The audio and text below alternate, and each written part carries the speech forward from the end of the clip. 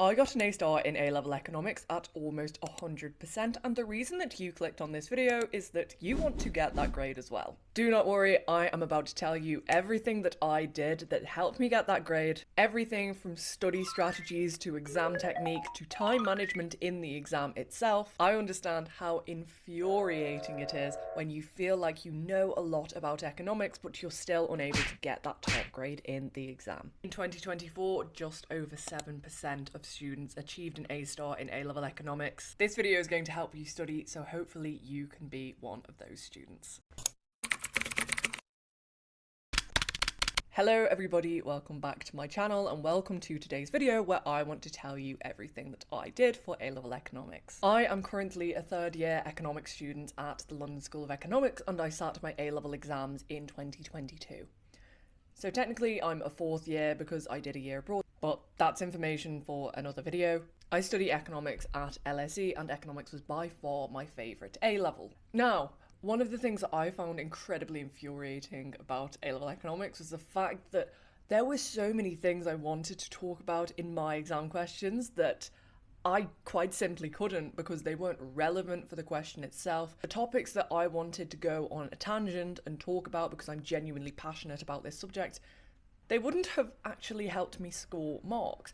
I found the A-level was very restrictive in this sense, and one of the things that I had to overcome was this waffling. It was informed waffling though. It was going on a tangent as opposed to sticking to the question itself. I understand I've not spoken about studying and content yet, but if you take one thing away from this video, I want it to be this.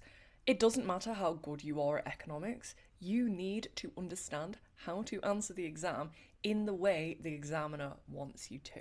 There is a formula to doing well in A-level economics, and you need to understand how the marks are broken down. How many knowledge marks are available for this question? How many application? How many analysis? How many evaluation? It's not about how convincingly you can present an argument. You need to evaluate your points. Create some sort of counterbalance. If you don't do that, there is no way you are going to be able to get an A star. So I feel like I've kind of started this video the wrong way round, but hey ho.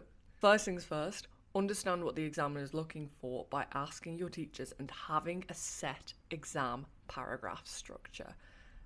I found having a paragraph structure was really helpful, or at least knowing where I was hitting all of the marks and all of the assessment objectives. If you are unable to pick out your application mark or your analysis marks out of this chain of analysis, you are likely to struggle in this A-level. So I didn't used to use a paragraph structure in particular, but I know that a lot of people did. I liked to plan my answers by bullet pointing where I was getting each mark. So if I knew I was going to be writing a 25 marker, I would plan it very briefly. I would say, okay, I'm going to do 4 paragraphs or 3, depending on the question. And I would have a knowledge mark here. I'm going to put a definition of this here. I'm going to apply it to this part of this extract, or if it was paper 3, I would apply this context. This is how I'm going to evolve my chain of analysis. This is the diagram I'm going to put in, and then this is how I'm going to evaluate my point. A paragraph structure that I know a lot of people find very, very helpful is PEE AEL. So that's point, evidence, explain. Rather rudimentary, everybody tends to do that at GCSE, but AEL stands for analysis, evaluation, and link. So you have explaining your point, but then you have analysis of your point and really linking it to the question. Let's say demand for a product rises. I'm just trying to think of an example. Is this likely to happen given the evidence that you have been given? This analysis point after your PEE needs to really tie your answer into the question itself. Is this likely to happen in this context? And then that feeds really nicely into the E, which is evaluate. So evaluation needs to essentially be countering your point, but it needs to be in context. Your evaluation in A-level economics needs to think about the specific scenario, not just say, oh, well, the impact could be limited because of this. It might be completely irrelevant. Let's say I was answering a question about monetary policy and I'd say, oh, well, if the Bank of England are going to lower interest rates, there could be inflation. That had been my entire point. Evidence, explain, analysis. Evaluation here would need to be something that countered this point directly. However, critically, it should be in context. Was there something in the extract? Or is there something very relevant that I can bring up? Okay, this is unlikely to happen because my first go-to about any sort of monetary policy would definitely be time lags. Or think about the scale of the change. Are they increasing interest rates by 0.001%? What is the scale? What are the time lags? What are the alternatives? And a really fantastic acronym for A-level economics evaluative points is Celesta. This is sort of an 18th century harpsichord type of instrument. That's how you can remember it. Go and look up a photo of a Celesta. As a matter of fact, I'll just insert one here. Celesta is an acronym that stands for contradict, elasticity, lags of time, expectations and the role of expectations, scale, trade-offs, and assumptions. Now think, out of Celesta, these specific evaluative points are going to be very applicable to specific circumstances. Like the monetary policy example I gave you, time lags, very relevant. Expectations, if people really expected this decrease in interest rates, they are going to have adjusted their behaviour. So the impact on aggregate demand is probably not going to be as profound, it's not going to be as large, and you may not see as great a shock. However, in this situation, is elasticity really relevant? Is scale relevant? If the extract said that the Bank of England are thinking of increasing interest rates to 20%, then scale is not going to be relevant here because that's obviously a massive change. Take this acronym and try to formulate your evaluative points with reference to it, but choose the most applicable ones for that specific context. That is how you get high marks in the evaluative part of your answer. And then the L in PEEAEL is link, but I felt like I didn't really need to explain that. Always link your answer back to the question to make sure you really haven't just gone off on a tangent. Now, the content itself. This was something I didn't really struggle with because I have a genuine interest in economics, and that's why I chose to study it at university. I think paying attention from the very start of year 12 is incredibly important. As long as you pay attention in your class and you do the homework, you will be okay if you are applying your knowledge throughout. And I don't mean doing exam questions, applying it to exam questions. Of course, that's important, but if you really want to develop a deep understanding of this subject, you should be applying your knowledge to real-world situations that you are seeing in the news, that you see in your history class, that you saw in your GCSE history class. With economics and social sciences, debate in the comments whether you think economics is a social science or not. I'm not about to give my 2 cents on that. Everything is interconnected. You can't silo a particular discipline and say that it doesn't affect something else. By nature, economics is interdisciplinary. You can't have economics without politics, without international relations. How do these factors interact? What is the impact of economics on the news, things you see in the news, the autumn budget? Why is the Chancellor doing this? Apply your knowledge to real-world situations because, to be quite honest with you, that's how you keep it interesting. That's how you practice your skills so that when you're reading this extract in the exam, you are able to apply your knowledge almost instantly. It becomes like second nature. Of course, when I read that a good is addictive, I just think instantly in my mind that this is an inelastic good. That's just second nature. I'm not trying to recall the definition of changing Q over changing P.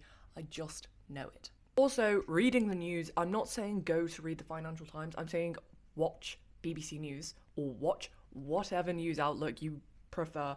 Familiarise yourself with what is going on in current affairs. Read The Economist if you really want. You don't need to read the Financial Times and understand what's going on. As a matter of fact, I feel like that may be detrimental. If the first piece of news that you touch is from the FT, then you're just going to confuse yourself. Keep it simple and start applying your knowledge to real world settings. That's how you keep it interesting.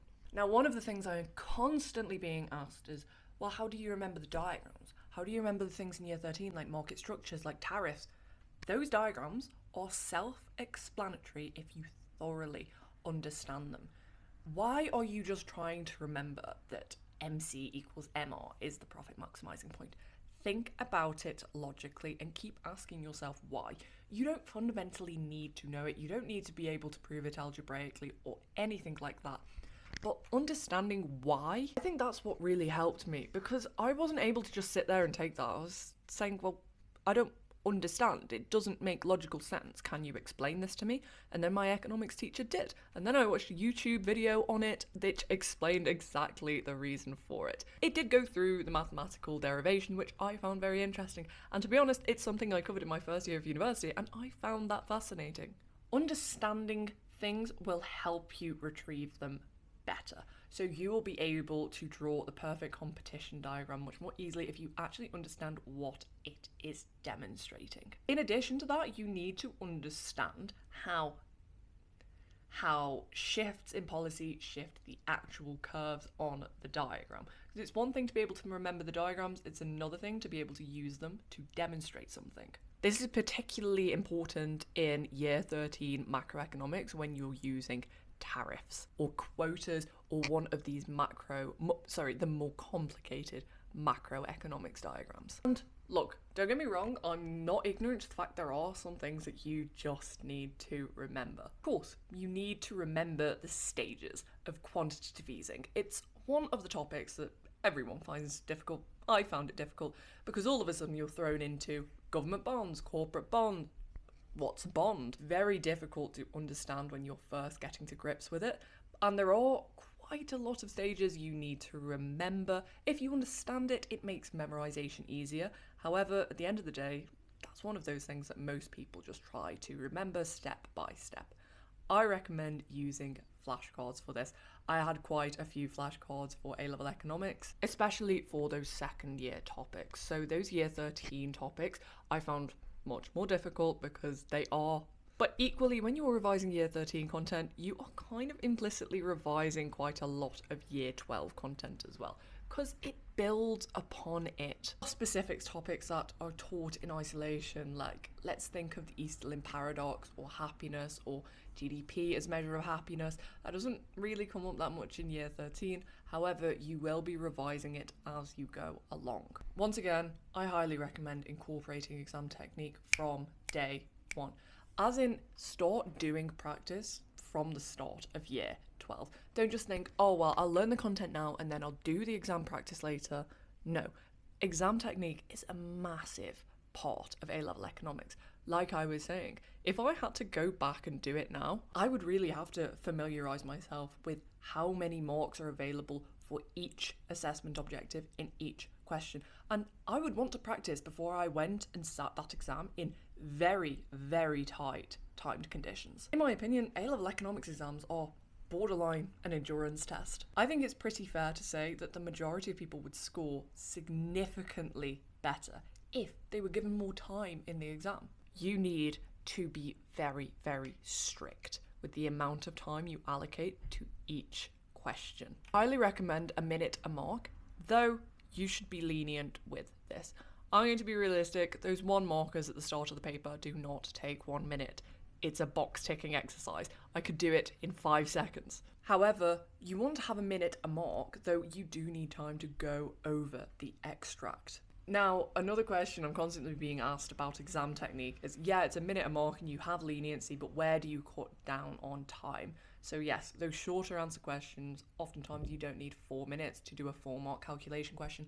If you get a calculation question, count your blessings. But please read the extract before trying to answer the questions, because when you look at the questions first, you kind of start to reverse engineer your answer. So you're looking for things in the extract that can prove the points that you are formulating in your head. If you're thinking, oh, well, I think I see it's about interest rates, so I want to find some evidence that interest rates are going up. And then you know what usually happens when interest rates go up because it's in the theory.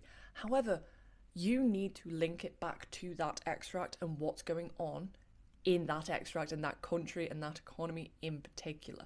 So when you read the questions first, I feel like it usually harms you on the context front. Now, Don't take my word as gospel on this. Some people do find reading the questions first and then picking information out of the extract easier, but as an overview, if you are one of those people that really struggles with context and getting those top band marks, I recommend reading the extract first to get a broad overview of what is going on in this economy, not just identifying keywords and running with it, because your answer will not be linked to the specific extract in question. On exam technique as well, one of the things I recommend you do, particularly in your mocks, write down the time you either start or finish every question. Time yourself once you have familiarised yourself with how you are meant to answer a 10 marker, how to answer a 12 marker. Because when you very first start in year 12 and you're trying to get your head around what a knowledge mark is, what an application mark is, you don't need to be using time conditions then. Though when you are practicing, you should start timing yourself, because it's all well and good being able to write an 8 marker that scores full marks, but not if you do it in 35 minutes. If you're doing a mock exam or an end of topic test, write down the time you either start or finish every question, because that is how you'll be able to identify where you are wasting the most time. Have you run out of time on the 25 marker because you were busy spending 45 minutes on the 12 marker? On revision, when should you start revision? How should you revise? My advice is to start as early as possible. So one of the things that I was doing when I had my year 12 mocks was revising like they were the real exam, but then also doing practice paper questions under time conditions and making sure I was doing them in the run up to exams so that I could give them to my teacher to mark and give me feedback on.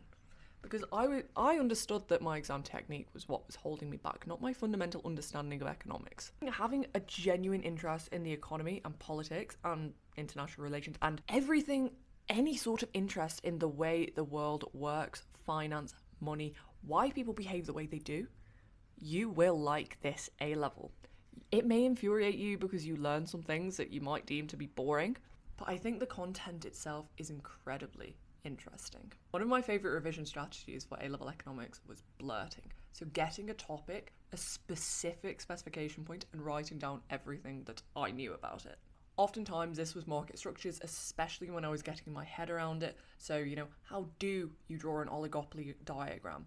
As a matter of fact, the kink demand curve isn't even on the Edexcel specification. You don't need to know it, but it's incredibly helpful to demonstrate points when you are in the exam. I'm not sure about the AQA spec, however, I know you don't necessarily need to know it. Though writing down everything you know, what is the difference between an oligopoly and monopolistic competition, and oligopoly and monopoly and perfect competition? I'm just talking about market structures because everybody seems to struggle with it. What are the fundamental differences? Be going over concepts you're not currently doing in the class. Let's say you're doing macro right now, you're in year 12.